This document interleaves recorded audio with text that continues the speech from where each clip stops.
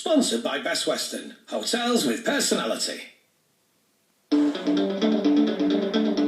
Torvill and Christopher Dean are Britain's most famous sporting double act.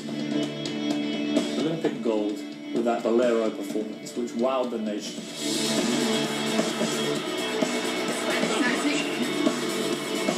This is the first time they've really sat down together and given an in-depth television interview. Really new territory for both of them.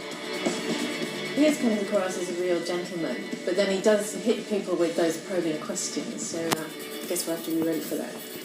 I'll be quite interested to know whether they were more nervous before their Olympic performance or when they sit down tonight and they're facing me. There's one question that everybody really wants to know. Did they? I think Chris is going to ask us about skating. What do you think? Not a chance.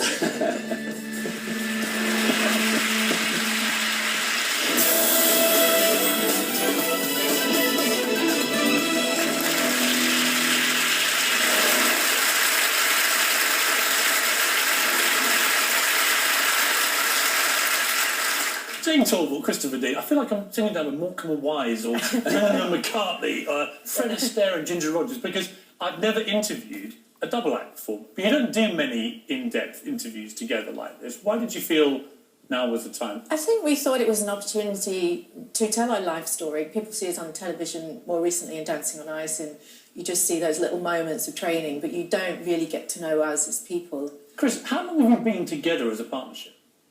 Trying to work this out the other day, actually, and we have skated together for 38 years. Have you really? Yeah. I was trying to do math the other day. How far that is that we've skated, and I figured it's around 250,000 miles, so 10 times around the world. Is that what it is? Something like that. When you work that out, I mean, how does that make you feel? No, Old. you were only 5 when we started skating. Oh, right, I'm sorry. James got the stage age. Who's the boss? I mean, is there a boss? I think Chris thinks he's the boss. Chris on the right thinking James the boss then? Do you see where her hand is right now? Do you ever argue? I mean, have you ever had spectacular rows? We've had arguments, but we have less and less nowadays, because we get to a point where we're perhaps a bit tense with each other, and we kind of go, oh, I can't be bothered. It'll take too long, too much energy. It's a wonderful thing, yeah. isn't it? Well, it would be quite fun to treat you almost like a married couple and ask each of you about the other. So, Jane, let me start with you. How would you describe Chris to a stranger? To a stranger? Like a blonde prince. He's very focused and intense, but he does have a sense of humour as well. If you look for it really closely. What's his single most annoying habit? Oh, he always wants to be on time. And in fact, he's always early. So if it's 9 o'clock, he's there at 1:45, and then he's looking at his watch at 1:02, or he'll call me, where are you?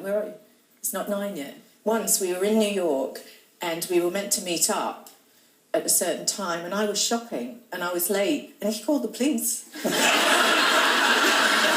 called, I was in the hospital. And I laughed when he told me. He was furious. What was going through your mind?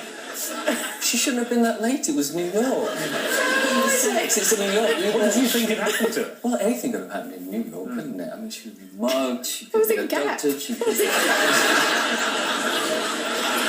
It's like Mr. and Mrs. this, isn't it? All right, Chris, let's turn to you. Describe Jane as if you were talking to a stranger about her. I'm really close, by the way. I know. That's good, I can tell already. The honest truth is, and it's going to sound cheesy,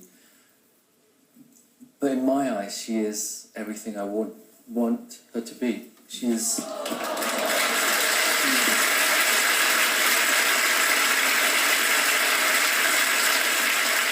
She complements what I try to do. For all intents and purposes, you could be a married couple, and yet you've been very happily married for 20 years. You've been married twice and divorced twice, and we'll come to that. But Will we? Well, yes.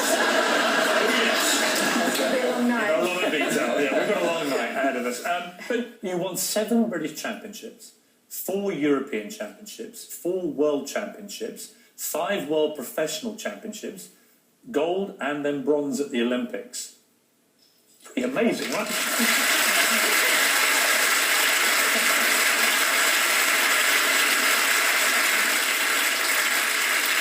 You also, like all great sportsmen, you are a bit weird. So you have these weird little things that you do. So you had... Oh, God. These. I know, look at the state. The lucky socks. Look at the state of these.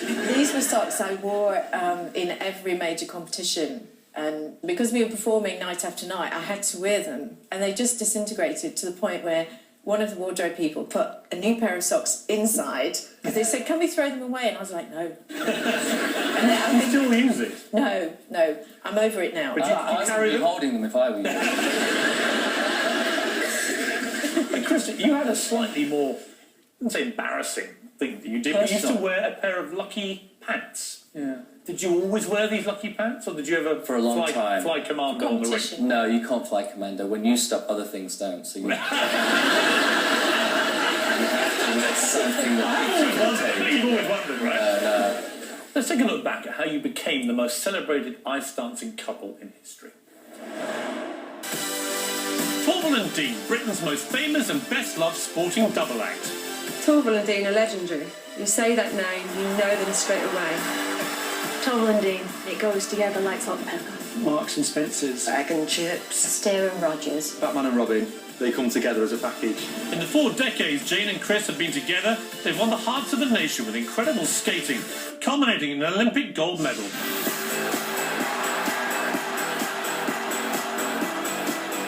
They brought an artistry which hadn't been seen before. They became the new benchmark. They took the best of both of them and created this team that was unbeatable. More recently, they thrilled viewers with their hit entertainment series Dancing on Ice. It's Ice Royalty, Jane Torvill and Christopher Dean. For me, I know Torvill and Dean. I love that. I love the fact. Hi, Philip. It's Torvill and Dean. But along the way, they've suffered their fair share of controversy. A surprise bronze at their comeback Olympics, marriage breakdowns, and the constant scrutiny of their own relationship. If I had £1 for every time someone asked me if they were an actor, I would be a very, very rich man. It looks like they are meant to be together. It added to the mystery of it all. We don't cry, She's okay. They must have. Did they? They must have. Just good friends. I don't know, but they must have. It's a long way from the 1950s Nottinghamshire where Jane and Chris grew up. Chris was just 6 when his parents separated. A new stepmother, Betty, appeared in the family home, and his mother, Mavis, severed contact and moved away. Always used to say it in a very blasé way that one day he came home from school when she wasn't there anymore. And in the kitchen was another lady.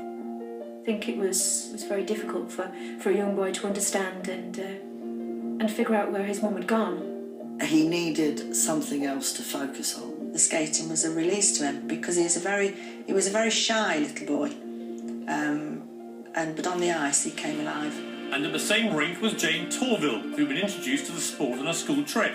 Our teacher, Mrs. Fitzsimmons, organised the skating trip, and that was it. Jane really got the bug. She's just a natural. You just see something and it stands out. She stood out. You always could tell that they both got talent in a different way. Chris had got the flair and Jane was always the technician. Jane and Chris became ice dancing partners.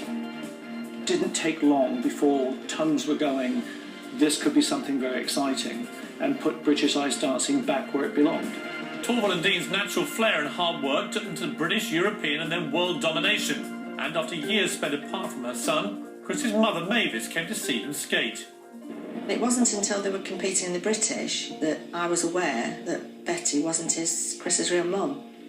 And it was by chance when his real mum came to the championship. And my job was to keep her away so it wouldn't affect the skating. Chris didn't really want to tell his stepmum that he was back in contact with his real mum because he knew that that would upset her. Eventually, his own feelings got put aside. Chris would have liked it to have all been happy and them to have met and got on very, very well, but that just would never have happened. Very complicated thing for a young boy to have to deal with. One day your mother's there, you had a very good relationship with her. The next she's gone, and you have a stepmom come in. What are your recollections? I was 6 at the time, I think. One day, Mum said that she was leaving, and then I remember her leaving the house. Saw her going out with a case, and a couple of hours later, Betty arrived. Literally, 2 hours later. I'd known Betty because the couples had been friends. There you had these two couples who were friends, and Betty left her husband to come and live with your dad, and your mum leaves. You had no contact then with your mother for a long time? Not for the longest time, no. And nothing was said. But your father never tried to explain it? We've never had a conversation to this day. I don't know the... And he sadly died, and yes, your stepmother has died. Yes. But your mother, your natural mother's still alive. Still alive. And do you feel more comfortable talking about this because your father, in particular? Yeah, is no I longer. love my dad. He was always, to me, he was always there. He was always there. And when I say always there, I mean he worked every day of his life. So for me, he was my rock. Your mother came back a while later to the area, and you found out about this, and you used to go off on your own and look up at her new home. To go to school, I had to walk by it, so there were times that I'd always walk by and try and catch a glimpse of her. Did you ever see her? Sometimes tops of her head, because the height of the window, I could Were see. you tempted to go in? Yeah, I think I was, but it would have caused problems at home. Yeah, but Betty was looking after me. Your mother came back into your life. Tell me how that happened. I think she came to a British Championships once, and it wasn't until after the fact that I found out that she was there, and after that we started to communicate. Saw her a few times. Had she ever explained to you why she did what she did? No. Have you ever asked? No. Do you not want to know? To me, it's in the past. I think all the events that have happened to me have made me the person that I am. And I think the one thing that it most probably did, it made me an independent person. And I think that then made me a stronger person. And then out of that became the determination. Because I think as a kid, I might have been a little bit spoilt. Nowadays, I know my mum will come to the studio to watch some Dancing on Ice, and occasionally I'll look over there and stuff is happening on the ice, but the only place she looks at is at me. She doesn't take her eyes off me now. I think she wants to make up for all the years lost. Do you think you'll ever get closure, though? I don't want to labour this point, but do you think you'll ever get closure unless you have the conversation? I don't know whether I want closure. I don't know whether I want to hear other things about my dad. Yeah. From my mum's point of view. You know, my dad, in my head, was there all the time. Like a hero to you, really? Yeah, yeah. You know, the day that my dad died, it was the most tragic day of my life. You know, when I look back on anything, the moment of absolute tragedy for me in my life was that moment. There's no easy way of saying this, so I'm just going to spit it out. Did you or didn't you?